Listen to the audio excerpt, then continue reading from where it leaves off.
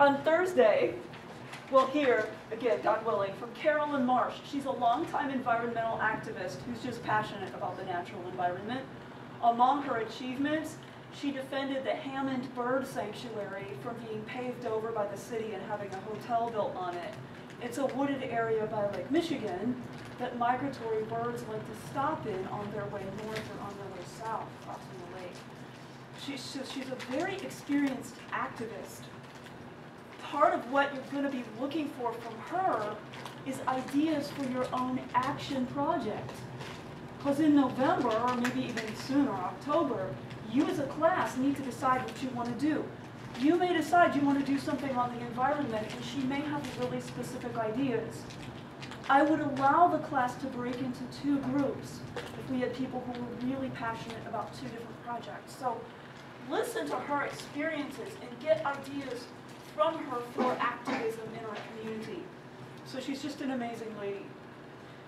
So her talk is going to be 45 minutes. You'll have 15 minutes at the end of it to write a journal entry, but I have to give you something to fill up the other half hour of class. So I found an online article about Carolyn that I'm just going to post in Blackboard for you to read with some quiz questions at the end of it. So class, this is important, will start at 9 a.m. This is to make it a little easier for Carolyn. She said she'd do all 3 of my classes. So we'll start at 9 a.m. on Thursday, but you could use that half hour before to read the article if you wanted to. But please be here on time and bring every ounce of alertness that you have to listen to what she has to say. Does on time mean 9?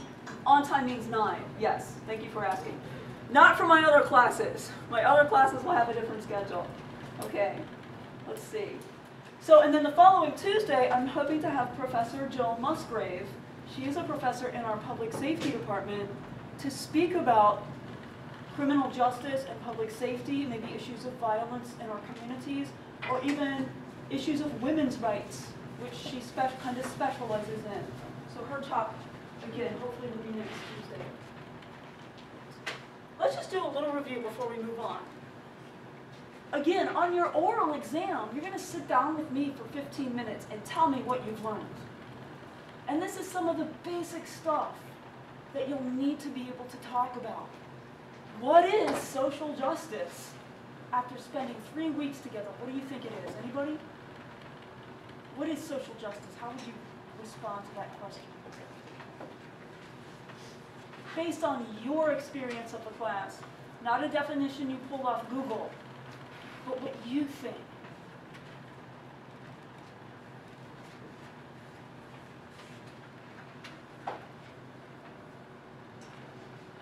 What is social justice? Imagine this is your oral exam. Everything's riding on this at the end of the semester, pass or fail. What are you going to tell me? Is a way to change the system. Awesome. So that's one single, clear, complete sentence. Social justice is a way to change the system. But what kind of change? Positive. Hopefully positive. How do we know when change is positive? It has good outcomes, like people that suffer in the first place, they have a positive outcome, like they get something good out of the change. I think you're on a good track there. Let's back up and talk about the method. What is the method of social justice? See, Help her out, guys. Reflect, act. It's the reflect piece that tells you what's good or not. How do we know what's positive change? How do we know what's good for people? That's the reflect part of it. We have to go back to our core values. And that is where you, by the end of the semester, need to be able to talk about your core values and where they come from. Yes, use the readings I give you, but you need to talk about what you believe in and what it says about our community. So that's real good, Emma, thanks. Okay, practice the art of speaking in complete sentences. Most people tend to speak in run-ons and fillers, but complete sentences is something that we'll work on as we move through the course. What does it mean to see in the method? See, reflect, act. Somebody else. You observe something wrong, like you actually physically either watch something or hear about something happen. Excellent. You observe, And that can mean either you watch it yourself, or you learn about it from some other source.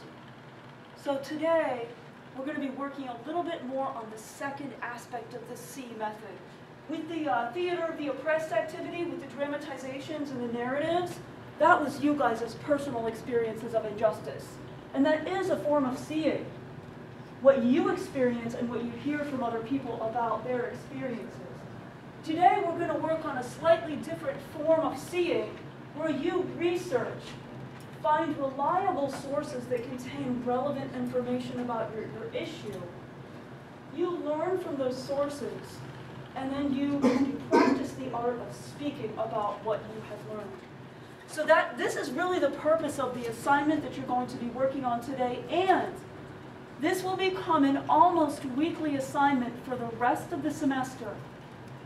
The point of doing it every week is for you to get into the habit of finding reliable sources about issues you care about, reading them, learning from them, and being able to talk about them. So it's building a skill. How many of you guys are athletes? Okay, Tatiana, what's your sport? Volleyball. What is one skill in volleyball? Very good. How do you learn how to pass?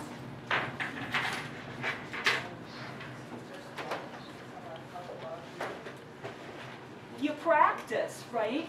With a coach or somebody helping you know how to do it. You do it over and over and over again until you want to puke, but that's how you become good at something. It is very, very important for you to become good at this skill. It applies to any profession. It applies just to your personal lives as human beings and citizens. The skill of finding reliable information about an issue, reading that information or listening to it, learning from it, and then being able to articulate that for yourself. That enables you to have a voice. You will have a voice on issues when you can speak in an informed way. So you're going to choose an issue you really want to focus in on the semester, and every week find more information about it. You get better and better at doing this, and then at the end you'll have something very substantive that you can put together into your final paper. So this is what we're going to do. Today we're going to dedicate class time to the assignment. In future you will be on your own to do it. The deadlines are in Blackboard. So we'll do a syllabus check at the end of class and just make sure we know when the deadline for this assignment is. But today we're going to take class time for it so that I can assist you if you have questions. So here's what you're going to do. Write a summary of an article related to a social justice issue of your choosing. For you guys, I have found you an article. If you gave me a topic, I found an article. If you don't like it and want to use something else, you can find something else. If you didn't give me a topic and you don't have something, then you'll need to find an article you can use. Show me your summary, handwritten by the end of the class period. The reason I'm asking you to do it by hand today is, what is the temptation when you do things typing, when you type? Yeah, great, you guys are awesome. Copying and pasting. That is not a summary. When you just take some text and move it from a website to a document, I mean that's like UPS. Take a package, pick it up, deliver it somewhere else. No. A summary is when you read the article and you understand for yourself what it says, and then you write out of your own mind and heart. Your summary may and indeed must contain one quote, but the rest of it has to be in your own words. And the only way to do that, really do it, is just to do it by hand, because you're sitting there writing it, and I know that's your language. In the future, you're going to be doing this on your own, but you should use the same process. If you have not yet done so, please make sure that you have this research summary checklist sheet on the front table. It is the same as what's in the syllabus. I want to walk through it and kind of go over the steps in how to do this. First, let me show you some guidelines and an example. Again, the ultimate goal is for you to speak. If you can speak extemporaneously about an issue, no notes, then you really know it. So eventually, hopefully next Thursday, you'll be speaking about your summaries to each other in class.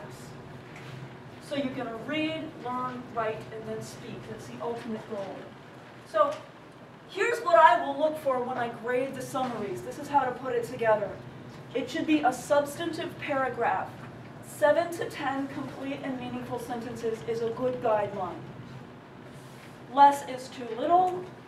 More, it's not really a summary, it's more like a paraphrase. So you're taking a longer article, a longer source, and you're just kind of boiling it down to about 7 to 10 complete and meaningful sentences.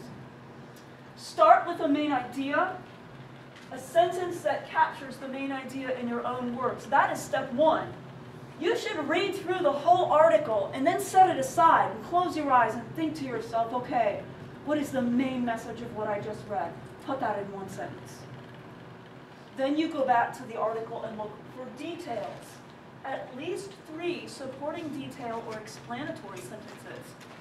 Include a key quote with a reference to the source in parentheses. Always, always, always cite your sources. Be obsessed with citing your sources. Be obsessed with asking other people to cite their sources, so that when someone spouts information, you ask, where did you get that? And when you spout information, you will be prepared to say where you got it. So, for example, according to the Northwest Indiana Quality of Life Indicators Report from 2004, the urban core communities of Northwest Indiana are losing population and the suburban communities are growing. So once you've really steeped yourself in that reading, you're going to know that stuff and it's going to just come out of you, and you're going to need to be able to say where you got the information. Okay. And then a concluding sentence or two that kind of sum up and maybe point to the broader implications of your issue. If you wish, you can then include your personal view. But always distinguish your personal view from what your article is trying to say. You may agree or disagree with your article, but make sure your reader knows that you're shifting gears. Now I'm saying what I think. I just finished telling you what this article says. Now I'm going to tell you what I think. So here's an example. This is a summary of the opening pages of a statement by the U.S. Catholic bishops on domestic violence and violence against women. So it's several pages long. I took that document and just boiled it down into a paragraph. It gets across some of the key ideas. I'll read it over and then I'll point out the various parts of it. The U.S. Catholic bishops strongly condemn violence against women as sinful, main idea. They want women to understand that a woman should not feel she has to stay in an abusive relationship or marriage because of her vows, detail. Domestic violence also affects children. Children who grow up in violent homes are more likely to become addicts or abusers. Again, that's another supporting detail. The bishops believe that the church can help to break this cycle. Quote, many abused women seek help first from the church because they see it as a safe place. End quote, reference in parentheses. The bishops are speaking to women, pastors, the men who abuse, and society as a whole to change this situation. They see this as a very important issue and call on the church to work against domestic violence at all levels. Now I shift gears to my personal opinion. I agree both because of personal experience and because I've witnessed the impacts of domestic violence on young people whom I serve. So let's break down this paragraph. Main idea sentence, always read off with that. A single simple sentence in your own words that gets across the main message of your article. The body of the paragraph is going to be your supporting details. Most of it should be in your own words. One of them should be a quote, and you've got to use quotation marks. That is the only thing you can copy and paste. Everything else you need to produce from your own mind, your own heart, your own articulation. And then in parentheses, a reference to where that comes from. And then the concluding material. Questions on how to do this? Again, there is a step-by-step checklist of how to put it together here with a different example that a student wrote that you can use as a model. Use class time to write your summary by hand today. Show it to me before you leave class. When you are done with the summary, you are done with class for today. But then you need to post it to Blackboard. So let me take a quick look at the syllabus and see when this week's is due.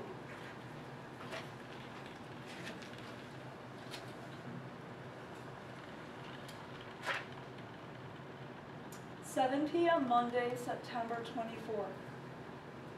You will also be doing your next reading from a document by the bishops called Confronting a Culture of Violence. Julie, question? Do you want it written in our journals, or do you want it written on our own paper?